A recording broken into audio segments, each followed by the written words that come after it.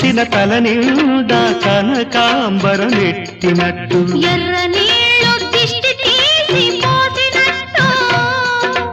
ఎర్ర నీళ్ళు దిష్టి తీసి పోసినట్టు కర్పూరం హారతి ఇచ్చినట్టు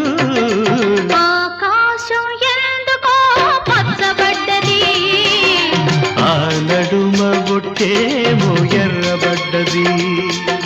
వీచే గాలుల తాకిడి సాగే గువ్వల అలజడి రమ్మని పిలిచే పైబడి